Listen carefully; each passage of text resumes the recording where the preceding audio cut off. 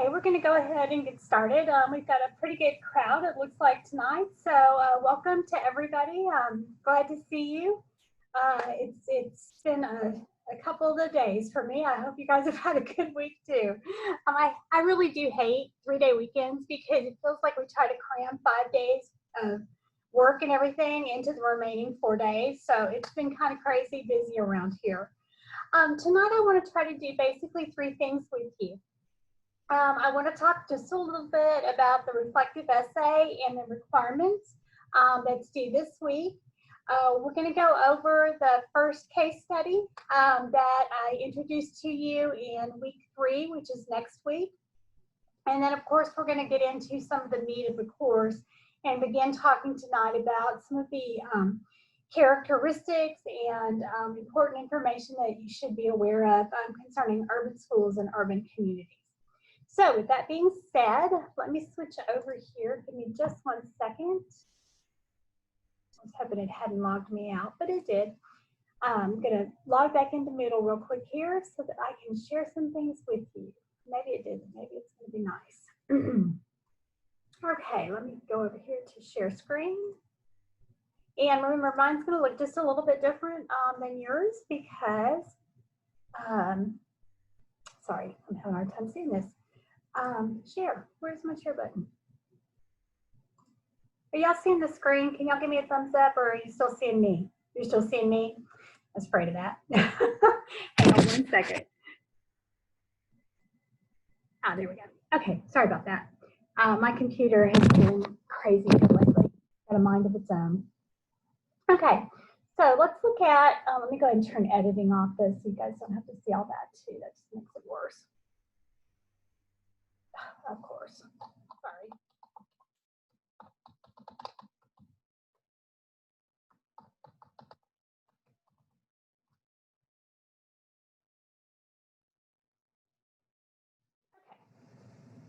Okay. So as you know, we are now in week 2.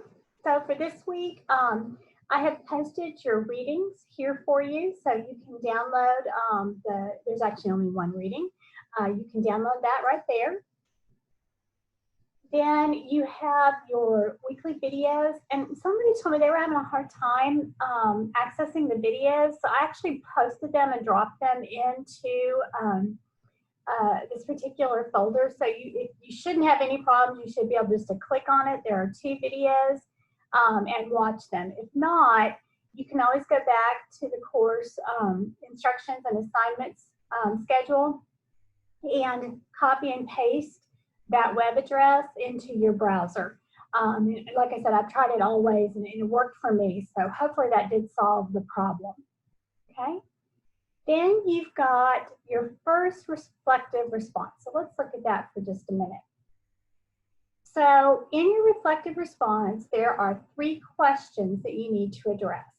Now, there was some concern and question about how long your reflective response should be. It should be a 1 to 5 paragraph essay. No less than 1 paragraph, but please no more than 5. The average is usually around 3. Since there's 3 questions, the essay kind of lends itself well, I guess, is the right way to say it, to 3 paragraphs. But anywhere between 1 and 5 is fine. So make sure that you're using, good writing skills. So, you should, of course, have your thesis statement and supporting statements that help to justify what it is that you're saying. We are using APA style, and you must include an in-text citations as well as a reference page, okay? At the very minimum, on your reference page, you should include all of the articles and videos that you were given and assigned this week. That has to be in there. Now, if you go above and beyond and use additional information, that is absolutely fine. You're more than welcome to do that. You do not have to do a cover page or an abstract. Okay, that is normally part of an APA style paper submission, but you do not have to do that. So I'm not going to read the questions to you. You can certainly read them yourself. But there is, like I said, very specific questions that need to be addressed. Then I also posted for you the rubric on how this is going to be graded. Okay, so let me see if I can get that to show. Here it goes. So this is how it's going to be graded. The essays are worth 20 points. If you get a 19 or 20, here's kind of what you would need to do to get to that point. And like I said, again, I'm not going to read that to you. You guys can certainly see it yourself. You don't need to see that either. Hang on, sorry. Let me unshare here for a minute. You're seeing all kinds of other stuff. Okay. Let's see. So Haley wanted to know, since there's 3 questions, can you have 3 thesis statements, or should we combine our main points for all 3 questions? It's up to you, whichever makes more sense. I'm so sorry. And I can't seem to find my water bottle. I don't know where I left it. That's fine if you want to do a single thesis statement that covers all 3 points in all 3 paragraphs, or you can have different thesis statements for each one of the questions. It's really up to you. Okay. Any other questions about that before I take you back to, if I can get back to Moodle here. No, don't do that. Don't do that. Okay, so I'm sorry, I'm moving some things around here so I can get back to Moodle. Give me just 1 second.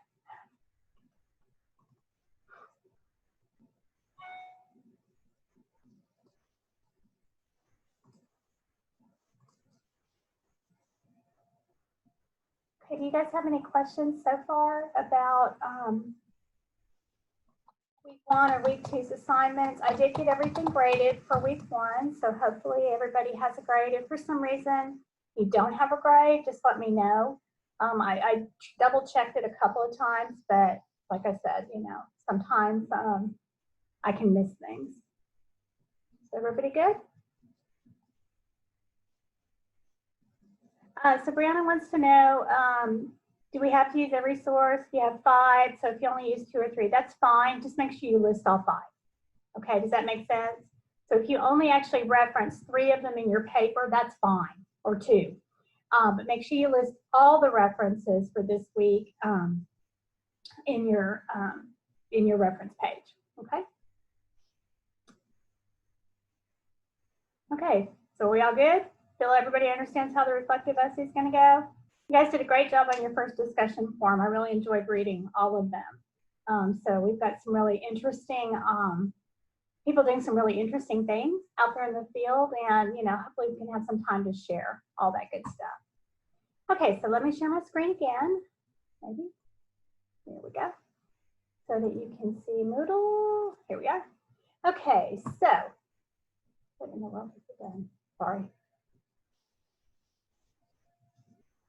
Okay, so let's go ahead and start talking about in week 3, which is open, by the way. So for those of you that like to work ahead, you know, you're welcome to do that. Do not feel at all obligated to do so, though. You're welcome just to work each week as we go. So in week 3, you have a discussion forum again to do, and it's very similar to what you're used to. So here's the topic. So, you know, you're going to answer those questions. You're going to post your discussion forum, and then you're going to reply to 3 of your classmates like you've done previously. And also make sure that you do include a short reference list with your posting. And if you do quote anything directly or whatever, obviously you do need to include a citation attached to that. Okay, so that's pretty simple. But let's start talking about the case study. And I really have debated with myself over this a couple of times. So I'm certainly open for constructive criticism or ideas. But my original thought was that you would kind of do each one of the case studies, the first one, the midterm one, and the final one. So there's 3 total, independently, and they wouldn't be connected. But then the more I thought about it, I thought, you know what? There's too many important strands that kind of all go together. So what I did was take sort of the big idea assignment of you're going to create an urban education plan and broke it into 3 components. So let me kind of walk you through this. If this is totally confusing and you know, it makes no sense, then I'll rethink it. But so I really do want your feedback, because I've never done an assignment with students quite like this one. So unfortunately, you're my guinea pigs. So let's talk about the case study, okay? So in case study number 1, it looks like there's a ton to do. And there kind of is, but remember too, I always post everything as a Word document and as a PDF. And the reason I do that is because we have some Apple users out there who need it in a PDF form while others need it in a Word form. So whichever version you want to use is fine, but these two are the same assignment. The data worksheets are the same, etc. So you really only have 1, 2, 3, 4, 5 pieces. I did not mean to click on that, that you're going to submit. But let's start first by looking at the directions. Okay, so let me pull those up for you guys to see. Okay, so in your case study, like I said, there are 3 parts. You can choose to do them individually, or if you want to form your own group, that is fine. This kind of work in a real school situation or in an urban system or district is generally going to be done collaboratively anyway. And, you know, the way that I view this is, I've told you, this is very much an application type course. I'm not looking for you to regurgitate a bunch of information, but really what I'm looking to see is, have you internalized this enough and processed it that you can actually apply the information you're learning in a real life situation. Because at the end of the day, if you can't take what you've learned and use it either in your current role or maybe on down the line in the future role, then I feel like I've wasted your time and mine, okay? Now, if you want to work in a group, you can use the instructor virtual forum and just say, hey, I'm here, I want to work in a group. Or if you know some people in the class, you want to reach out to them, that's fine. But whichever you decide to do is fine. Just make sure though that if you're in a group that all the members are going to earn the same grade. Okay, so that usually isn't a problem, but you know, just to make sure we know.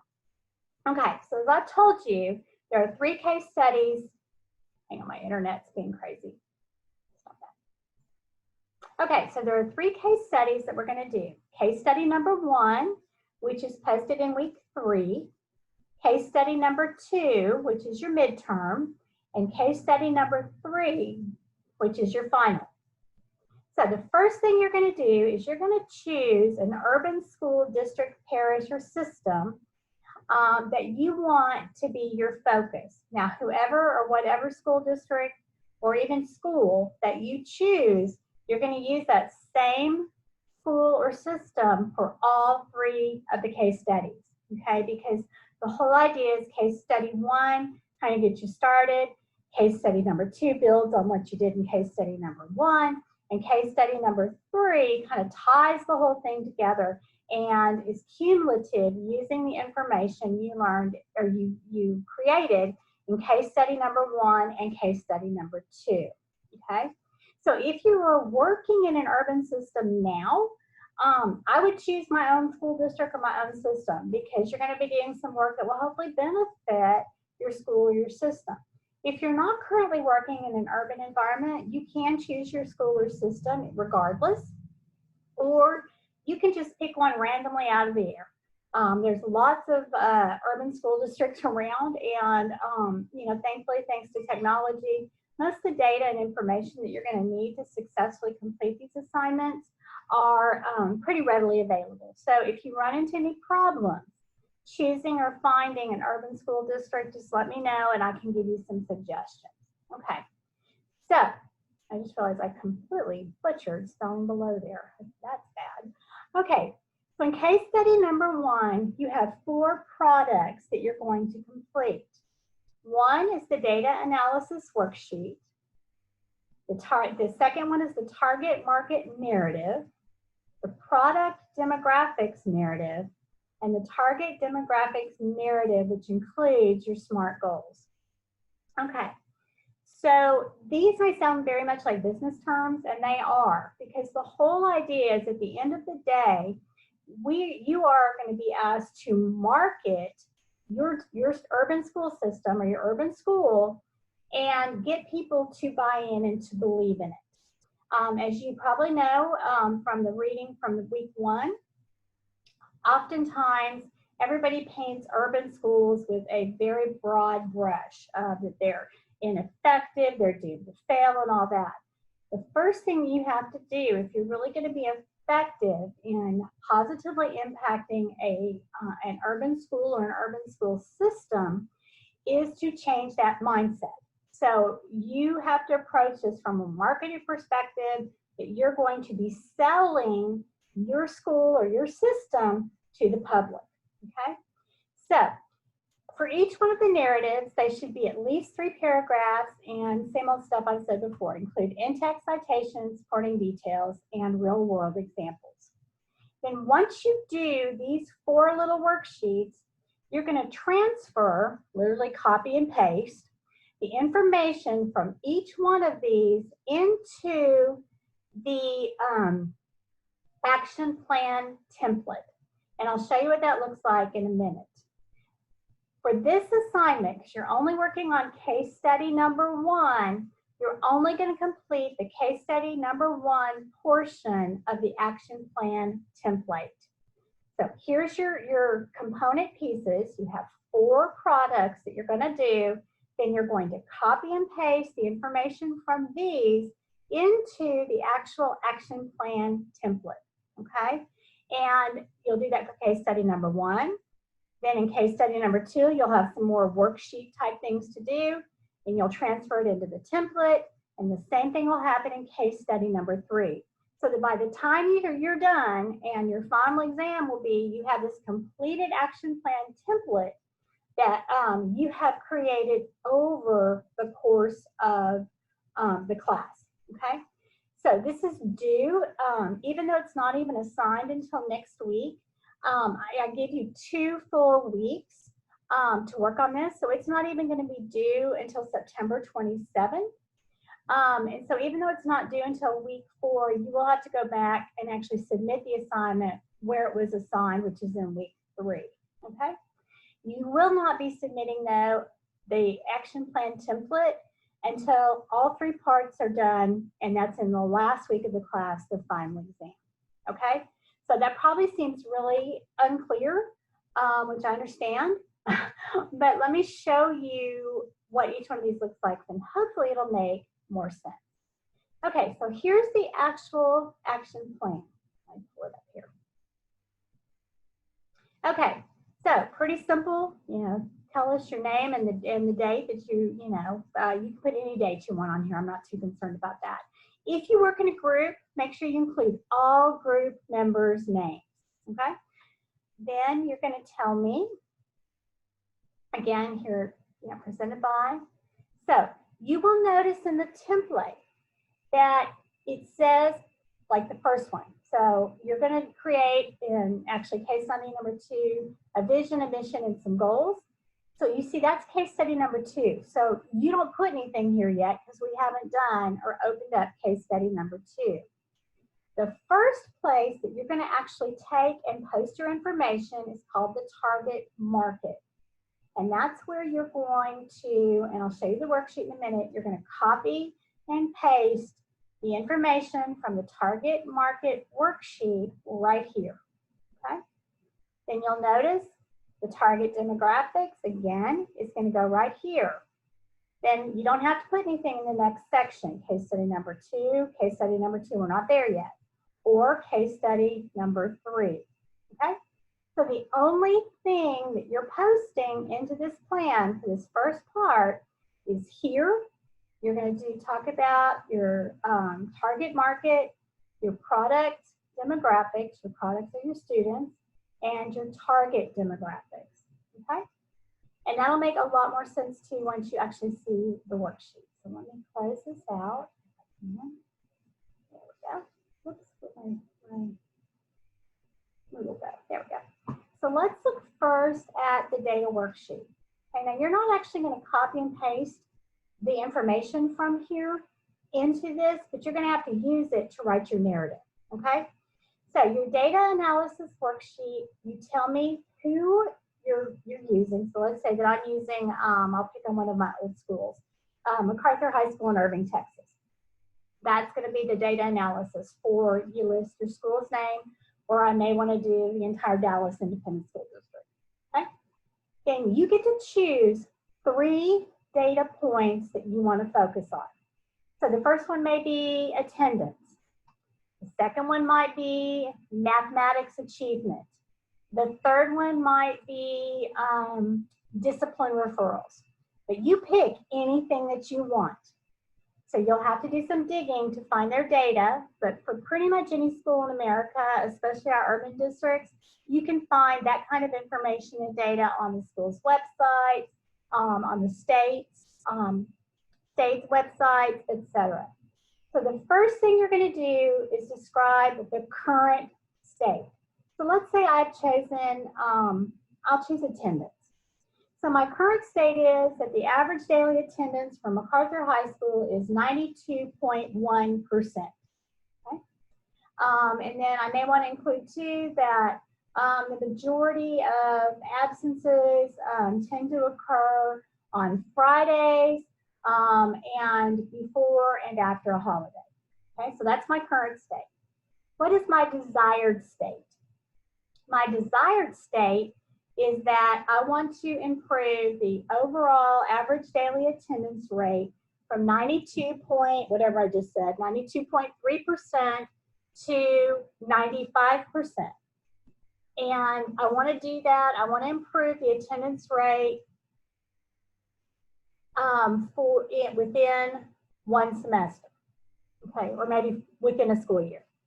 So then my SMART goal that I'm going to write would be that the goal of MacArthur High School in Irving, Texas is to improve the attendance rate from 92.3% to 95% average daily attendance within or by May 1st, 2021. Okay, so that hits all the parameters for SMART goal. So you only have to do 3. So it's not like it's a real huge thing. Then if you want to, this is really just for your notes, but if you want to add some justifications, why do I want to improve the attendance rate? Well, obviously I need students in school, which is kind of funny right now with all the COVID stuff that we're doing. But anyway, students need to be attending on a regular basis so they don't miss instruction. It reduces crime in the communities when students are in school, whatever you want to put here. This is really just kind of for your notes, okay? So that's the first one that you're going to complete. Now, okay, so that's the data worksheet. The product demographics narrative. Let me open that one for you. Okay, so this talks about describe the demographics for your urban school and community that you've chosen, or it can be system. School or system is fine for the case study. And then obviously it talks about the paragraph format. So you're going to choose, you're going to talk more in depth using that data worksheet about those 3 data points that you just went through. So you'll have 3 paragraphs and so like if I chose attendance rate, so I'm going to talk about the attendance rate and what I think might be impacting it. And a lot of this is going to be your personal opinion or thoughts or ideas backed up by maybe some real world examples, okay? Easier to do if you actually work within the school you've chosen. If you haven't, then again, just kind of reach out to me via email and I'll walk you through some of it, okay? So 3 paragraphs. They all tie back to the 3 data points that you just chose, okay? So now let's look at the next one, okay? So we've done the data worksheet, which you create first. Use that information to fill out the demographics. Then let's talk about your target market narrative. Now, this is what you hope for the future. So you're going to define your current customers as well as the customers you want to target. So they can be students, faculty, staff, and you can also think about community members, parents, business owners, etc. So what you're thinking about here is, who do I want my focus to be on to help us achieve those desired SMART goals? See how it should all scaffold and tie together? So in my data worksheet, I talk specifically about my 3 data points. okay? Focusing on, let's say, the first data point is attendance. Then in the previous worksheet, I described in detail each one of those data points from the data worksheet in paragraph 1, okay? Now here, if one of my problems is attendance, I may want to target parents to help me to improve attendance. So I would then talk about how I can use parents to help and support our student attendance goals. And here's how I'm going to do it. So you'll do that same thing for each one of your 3 data points. So let's say with attendance, I'm going to use, I'm going to target my parents. For my discipline referrals, I'm going to reach out and see if I can get some business owners and some community members to come in and be mentors for some of my students. And then for my math achievement, I really need to build capacity within my faculty. So those are going to be my target people that are going to help me to solve these problems and reach the goals. Okay? So hopefully that's kind of making sense. Now let me go back over here again. So we just talked about that. The target demographics narrative. So you're basically just going to tell us a little bit. You're going to take your information that you've built upon in the other 3, and you're going to just tell us a little bit more about the demographics of that group. So for example, one of my data points that I'm going to focus on is attendance. I'm going to talk about it in my narrative and explain what the issues are, what the data is telling me, what my goal is. Then I'm going to expand on that by who's going to help me and support us in improving attendance. Now, when I get to this point, I'm going to have to share some specific information about how I'm going to track my progress. So if I'm sitting at 92.3% attendance, my goal is to get to 95% attendance by May 1. My parents are going to help me. Then I'm going to take that broad goal and I'm going to break it down into pieces. So for example, in the month of October, I'm going to maybe want to do a parent community fair where we're going to talk about attendance and how parents can help and support. And we're going to bring in, since it's a community fair, I may bring in some health partners, I may bring in some social workers, some of the agencies that can support my community so that I can begin to teach and support my parents, okay? So then maybe in October, so if I do that in October, I'm hoping by the end of October, my attendance rate is at least 93%. And then I may do something again that's big to help and support my parents, like in January, then maybe again in March, and then hopefully we reach our goal in May, okay? So you don't have to write this in paragraph form. You can absolutely do it as goals, or excuse me, as bullet points, okay? So let me go back again. So that kind of brings us to everything. And then, like I said, you're going to take all of that, and the only thing you're actually going to put in here, you're going to copy and paste. You're not going to put specifically that data worksheet information, but where you talked about your target market and the demographics, that goes right here. Your group that you're targeting, that information and those goals and timeline we just talked about goes right here. That's the only 2 things you have to put into this particular format. Okay, so does it seem like it's really, really confusing? I'm hoping once you get started, it's not too bad. And I may just kind of get rid of the idea of doing the action plan template. I'm not sure yet, but I would love for you to have the product, because in reality, guys, if you can walk out with a complete action plan on how you're going to improve 3 particular things in an urban school setting, I'm telling you, that's going to be really impressive to your campus leadership, or to, you know, especially when you become a principal. I mean, wow, talk about powerful. Take that in an interview and go, look, you know, I want you to have a finished product if possible. But if it becomes too challenging, like I said, I don't take offense. You know, this is the first time I've done something like this, and I'm very open to your feedback. So let's see.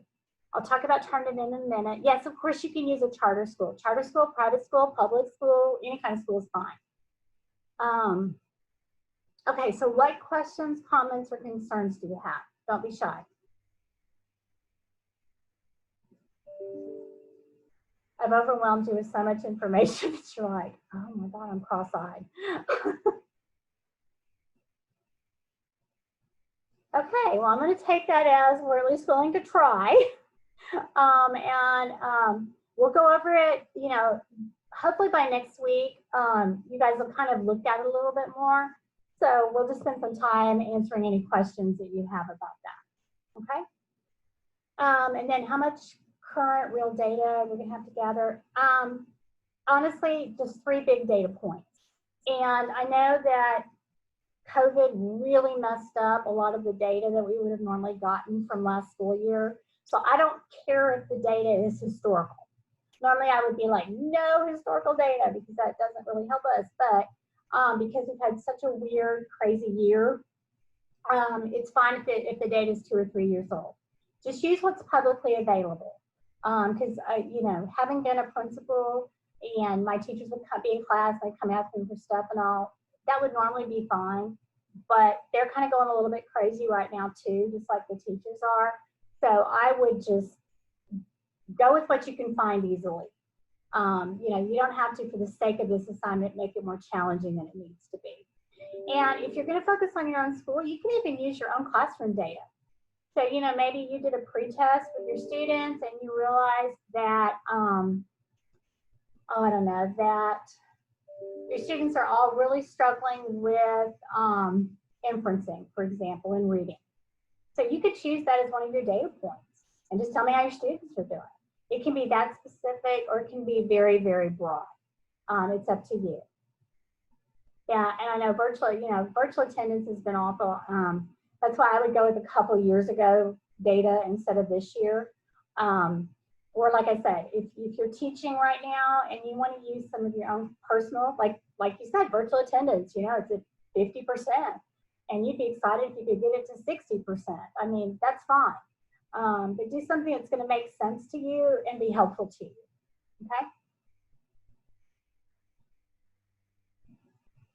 Okay? Okay, so Haley, did I answer your question? Like I said, you know, it doesn't have to be real current. Okay. Okay, so I'm going to just move you guys over for a minute and let me close this out so that I can pull up hopefully the PowerPoint for today. I have like 10,000 windows open on my computer. It's ridiculous. Okay. All right. So let me do a share again. Maybe share. Okay, here we go. All right, and still there's something wonky with Zoom. So I'm not going to do this as an actual PowerPoint. So we didn't get to do all of our introductions last week. So we're going to start off with that. So I'm going to quit sharing that for a minute. So who's with us? This is the honor system because I didn't take like attendance. Who did not get to introduce themselves last week? We want to know your name and what you do, etc. I can start. Hello, everybody. Okay. Hey, Jalen, how are you? My name is Jalen. I'm a first-year teacher in New Orleans, teaching 5th grade English, and it's really been eye-opening. So with this like pandemic going on, it's like crazy. But I'm enjoying it, and yeah, I'm ready for the semester. My major right now is curriculum and instruction, so I want to be a principal, hopefully, and yeah. Awesome, thanks, Jalen. I just read some research not too long ago that if all the principals that can retire do retire in the next 5 years, 50% of our schools will not have leadership. So yeah, it's great job perspectives if you want to be a principal. So we definitely need people who are willing to step up. So that's awesome, Jalen. Thank you. Okay, who else wants to go? Hi, Hey, I'm Shannon Rojas. And I teach in San Antonio, Texas, and I'm a health science teacher. So Awesome. this is my 7th year. Oh, wow. What part of San Antonio? Are you in the actual San Antonio ISD? I know I'm in Northside ISD, so I'm on the west side. I'm at a Title I school. There's just 2 high schools in our district that are Title I. So Awesome. Well, thank you. Welcome. Glad to have you. I can go next. I'm Okay. Haley Magnuson. I'm actually in St. Paul, Minnesota. I am a 9th grade English language arts teacher, and I used to teach 6th grade ELA. And I work at a charter school here in St. Paul. It's also a Title I school. It's called Hmong College Prep Academy. 99% of my kids are Asian. About 80% are ELL. Most of them have refugee backgrounds, that sort of thing. So, yeah, so it's been an interesting year trying to do e-learning with children in poverty, but it's been good. Yeah, thanks, Haley. Yeah, I know for me that's been a huge concern is, how do you do e-learning with kids who don't have the resources? So hopefully schools and districts are finding ways around that, but makes it really hard. Makes it really, really hard. Who's next? I guess I'll go. So my name's David Pulsifer. I teach at Plano East in outside of Dallas, and my current position is I am the AVID coordinator and elective teacher. So I won't bore you with all the specifics of AVID, but I love AVID. My degree's in math. I got a degree from Cal State Northridge in math a while ago. I thought I wanted to teach and coach basketball. And then we moved to Texas, and I found AVID and fell in love with the program and what we do. So basically, we help underrepresented populations get to college. If you go to the AVID website, they'll talk about closing the achievement gap. And so we're looking at getting those underrepresented populations represented on equal with basically your white and Asian populations in college. So that's kind of what we focus in on. And so anyway, my school is we there was a conversation I had with somebody on the forum about, they think about Plano as not really an urban school district. And I guess, but the kids that feed into my particular school on this side of Plano, we have multiple Title I schools that end up at our campus. So our demographics are very diverse. We have very poor kids and we have very wealthy kids. So it's an extremely diverse population for what we have. So anyway, good to be here. Thanks, David. I told David I find it interesting. I actually grew up in Plano. My sister graduated from Plano East Senior High School. And he's right. The stereotypes about Plano are not true. There are some very challenging areas in the city, and Plano East, I think, is probably the most diverse school in the district, and they do some really amazing things. If you're not familiar with AVID, and you're in a position to maybe advocate for it, it's probably one of the absolute best programs that helps students to become successful. It has a long history and proven track record. Like I said, it is, if you're in secondary education in particular, and your school doesn't have AVID, man, I would be out there just beating down the doors trying to get it. It does amazingly good things for kids. So David, thank you. We're excited to hear more about AVID from you. Okay. Who else is up next? I think so. Everybody who didn't introduce themselves the first night purposely missed tonight, so they didn't have to do this. Hi, I'll go ahead and go. Yeah. Hi, I'm Angela Arnold. I now live in New Jersey, right outside of Atlantic City. Sorry, I've been online all day teaching, so yeah, it's a struggle to talk right now, but I know y'all know about that. I grew up in Louisiana. I actually used to live in Fort Worth. for quite some time. So I did go to UNT. I graduated from there with, secondary education and history. And we move around a lot. My husband is in the military, and this is where we've ended up now. I do teach at a low socioeconomic school. Most of the kids that we have, they're from the Dominican Republic, and there's a lot of African American students, and we face challenges, but it was really good to see some of the kids that I had from last semester. It made it a lot better. I did miss them. They're fun, but the new ones, they kind of don't know about me. So they're like, who is she? Just to see me interacting with the other kids and joking around. So it's hard, because we're not that face to face, and I'm ready to go back. I am. I understand I get both sides, but for us as teachers, it's so hard to build those relationships with kids that are so I don't want to say untrusting, but kind of in that way that you do have to have that interaction right then and there with them.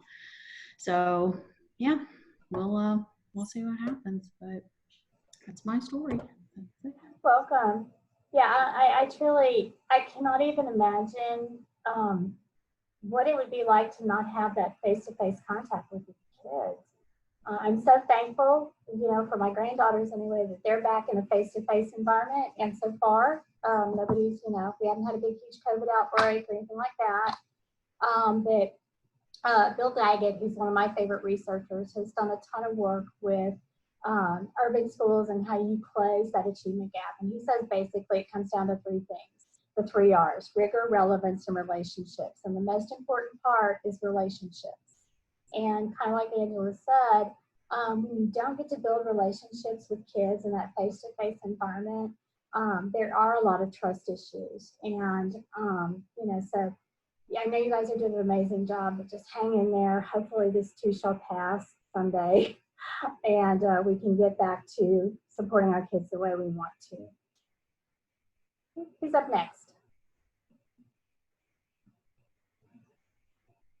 Is that everybody? I'm looking at the names, and anybody else that we've missed? Hello, can you hear me now? Yeah, hey Elaine, go ahead. Hey, hi, my name is Elaine G. Tatum, and I'm from Lake Charles, Louisiana. I have been in Pearland, Texas for maybe 4 years now. I am the sore thumb out of the bunch because I'm not a school teacher. I have been working in the laboratory, for 31 years. So my goal is hopefully to start working part-time to help the students at a charter school, which it's this, I guess it's 95% Spanish, maybe 5% African American, and they need a lot of help. The parents really need a lot of help. I can't speak Spanish, but as far as helping this, the parents find avenues to help their children, because most don't come to the open house because they're probably afraid that they can't speak to the teachers. You have some that are Spanish, some are not, and so I think they shy away from that. And so, there are avenues that you can help them. So that's what I want to do eventually. So, and I'm only 49, so I have a little ways to go. So that's where I'm at. Thank you. Welcome. I love, what a great resource you will be to, to volunteer in some of the schools and stuff, especially with your real world science, experience. I mean, that would be just amazing. So I commend you. We're glad that you're with us. Thank you. And then the parents are just beautiful. They want to learn. They want to be involved. And, it just breaks my heart to know that they don't have those avenues, but they can get them. It just takes time, hard work. So that's what I want to do. I love it. Good for you. And we'll talk about some of those strategies, hopefully, on how do you get parents involved and to feel comfortable in coming into the school. Because you're right. Especially for our parents whose native language is not English, they feel very intimidated by the schools. And so many of our urban parents too, their experiences with schools were very, very negative as well. So they feel extremely intimidated. So you have to treat parents very, very differently than the parents who are, the moms who all they do is PTA work and junior league and stuff like that. It's a very different mindset. Who else have we not heard from? I'll go.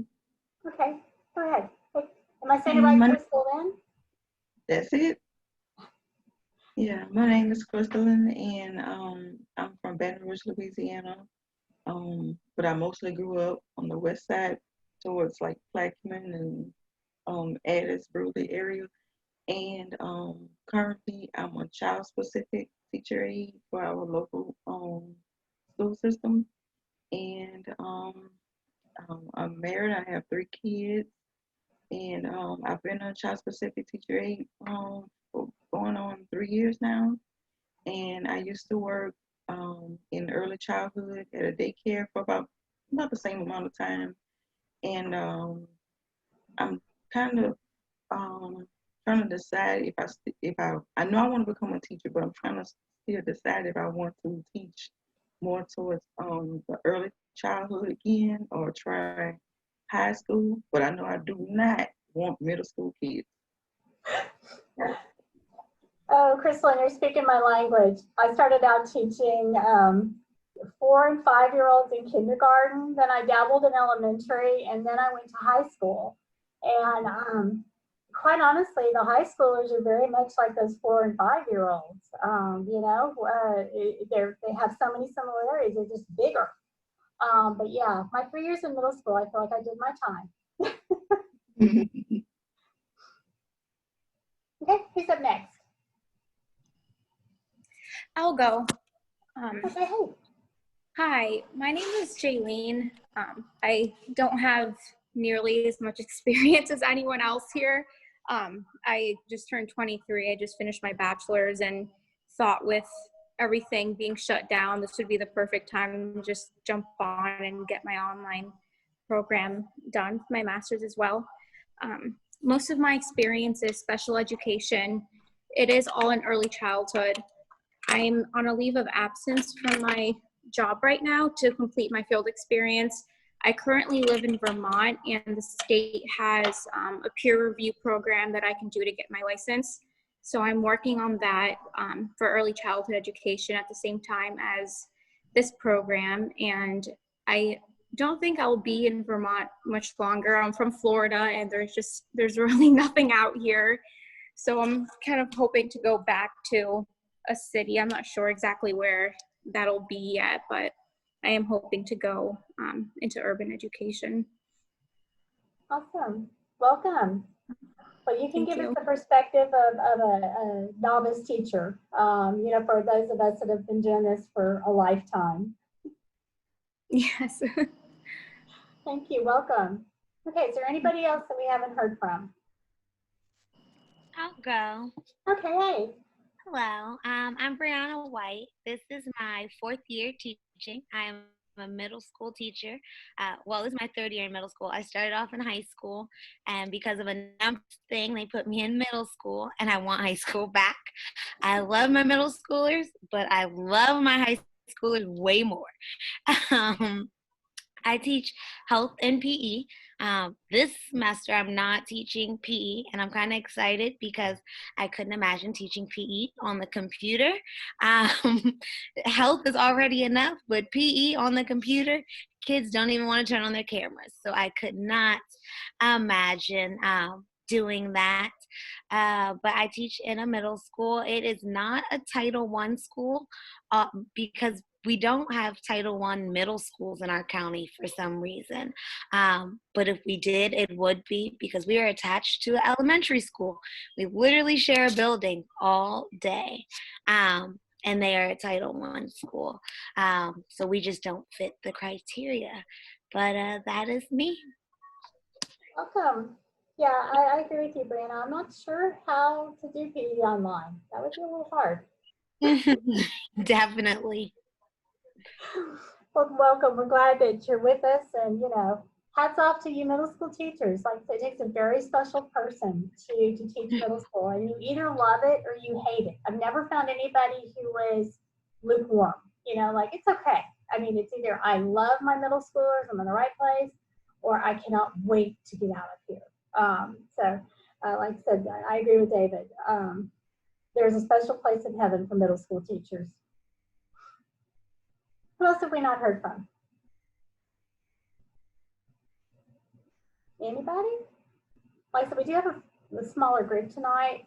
Well, guys, it is 6:54, so I'm not going to actually take you through the PowerPoint because you guys are grown-up people who can read, but I do want to just point out a couple of things real quick. So let me do that. Share my screen again. It's going to let me. Share. There we go. Okay, this will be like a 2-minute run through. Okay, so if you're looking at this, if you will put the PowerPoint in notes mode. So let me see if I can check right here. I did try to make quite a few notes for you guys. So hopefully if you will take the time to read the notes, I think it's pretty, it'll explain to you kind of what's going on. But basically the whole idea behind the PowerPoint was for you guys to really understand some of the verbiage that's being used out there right now. And how they actually define cities. Because when I was researching this, I was kind of surprised that the largest urban area in the U.S. Is actually called a megalopolis. I can't even say it, so I'm not gonna try. Which includes 19 million people. And it's interesting too that I didn't realize that an urban area that has 2,500 or more residents can be defined as urban in the United States. Whereas in Japan, you have to have at least 30,000 residents. I really, truly was shocked about that. So anyway, just read through it. I think it's pretty self-explanatory and talks about the urban suburb, versus the inner city. Talks a little bit about white flight. And then some of the characteristics and stuff. So like I said, I think it's pretty self-explanatory if you just look through that, okay? All right, so any burning questions in our last, 5 minutes? Okay. But like Angela, I've been online all day today too, literally nonstop. Ate lunch. My husband was very sweet. He brought me something up here to eat because I've between teaching and advising students. It's been I've been online all day. So I'm ready to quit talking for the day. So if you guys don't have any questions, we'll go ahead and. Well, thank you guys. We will see you next week. Same time, same place. Y'all have a great rest of your week.